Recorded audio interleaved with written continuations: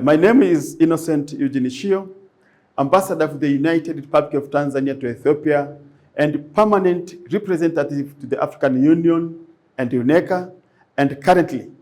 chairing the Peace and Security Council for the month of June 2025 at the ambassadorial level. The United Republic of Tanzania assumed the role of chairing the African Union Peace and Security Council from 1st of June 2025. This important responsibility comes at a time when Africa continues to confront complex and evolving peace and security challenges that in fact demand coordinated and decisive continental responses.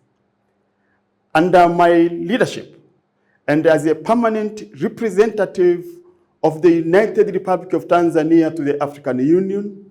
and the United Nations Economic Commission for Africa, the Peace and Security Council will convene 6 ambassadorial level substantive sessions. These sessions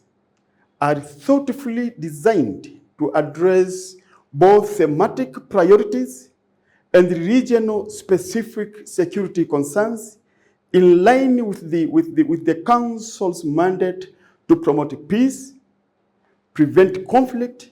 and respond to crises across our continent. The Tanzanian chairmanship will seek to promote robust multilateralism, advance durable solutions through African-led mechanisms, and amplify the voices of conflict-affected communities through inclusive engagement. Now, let me provide a short overview of the provisional program of work for the month of June 2025. The first session of the month, convened on 4th of June 2025, featured a substantive briefing on the synergy between the global framework for conventional ammunition management and existing regional mechanisms for arms ammunition control. The session provided a timely opportunity to explore avenues for enhanced coordination and complementarity between global and regional instruments in addressing the challenges of ammunition, safety, security, and accountability. This was really a forward-looking session dedicated to exploring how the global framework for conventional ammunition management adopted by the United Nations General Assembly in December 2023 can be harmonized with the existing African arms control regimes, notably the Nairobi Protocol, ECOWAS Convention, and the Kinshasa Convention, just to mention a few. This alignment is critical in addressing the enduring challenges posed by the illicit proliferation, diversion, and the misuse of small arms and light weapons, which remain key enablers of armed conflict, terrorism, and transnational crime in Africa. On the 10th of June 2025, the second session on the month was convened to receive an update on the ongoing activities of the multinational joint task force, as well as to undertake a review of the implementation of the regional strategy for the stabilization, recovery, and resilience of Boko Haram affected areas in the Lake Chad Basin. The session offered a valuable platform for assessing progress, identifying persistent challenges, and reaffirming our collective commitment to restoring peace, security, and sustainable development in our region. Then, from now, the Peace and Security Council is expected to convene its third substantive session on the 12th of June 2025, dedicated to an update on the situation in South Sudan. The meeting will assess the political and security situation in the Republic of South Sudan, particularly on the implementation of the revitalized agreement on the resolution on the conflict in South Sudan, explore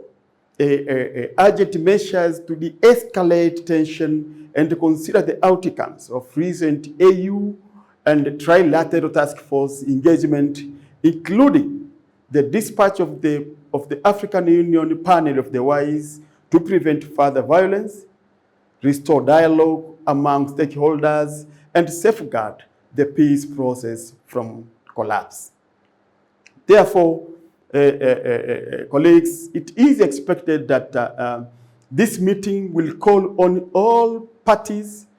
to the revitalized agreement on the resolution of the conflict in South Sudan, to maintain and consolidate peace and refrain from any acts that may jeopardize the agreement, as it provides the legitimate basis for the transitional arrangements and efforts to organize elections and encourage dialogue also as the most prudent means of finding a solution to the ongoing dispute between the two main parties to the revitalized agreement. Now, on the 17th of June 2025, the Peace and Security Council will convene its fourth session, dedicated to receiving a comprehensive briefing on the status of the implementation of the Common African Defense and Security Policy, along with other pertinent African Union instruments related to continental defense and security. Marking 2 decades since its adoption, the Common African Defense and Security Policy remains a cornerstone in guiding Africa's collective response to a wide spectrum of security challenges, including armed insurgencies, unconstitutional changes of government, and external interference. This session specifically will provide an opportunity for the Council to take stock of progress made in the operationalization of the key pillars of the Common African Defense and Security Policy, namely early warning, 2, conflict prevention, 3, post-conflict reconstruction and peace building,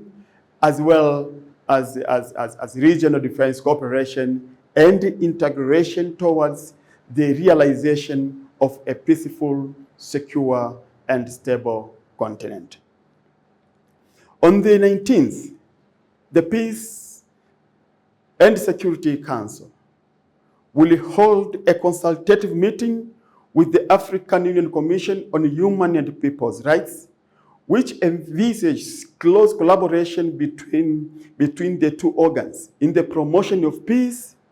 stability, security on the continent. Discussions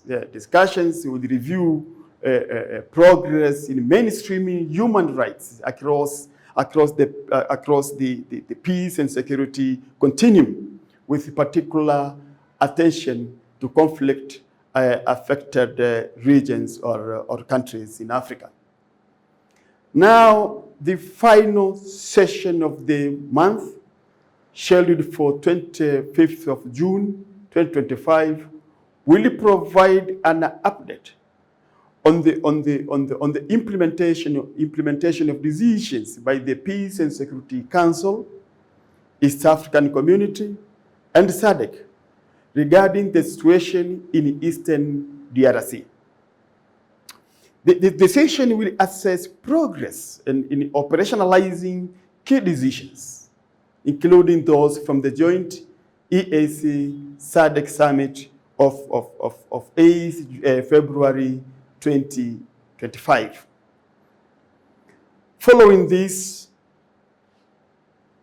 well, may I give Tanzania's commitment in assuring our role during the month of June 2025. Colleagues, these areas I've just mentioned reflects Tanzania's commitment to a holistic, inclusive, and African approach to peace and security across the continent. And as chair of the Peace and Security Council, the United Party of Tanzania brings a legacy of principled diplomacy, commitment to multilateralism, and a people-centered approach to peacekeeping in the continent. Throughout our tenure, Tanzania will prioritize inclusive dialogue, evidence-based policy making, and upholding of African solutions to African problems. The mission reaffirms Tanzania's support for the full implementation of African Union peace and security instruments, and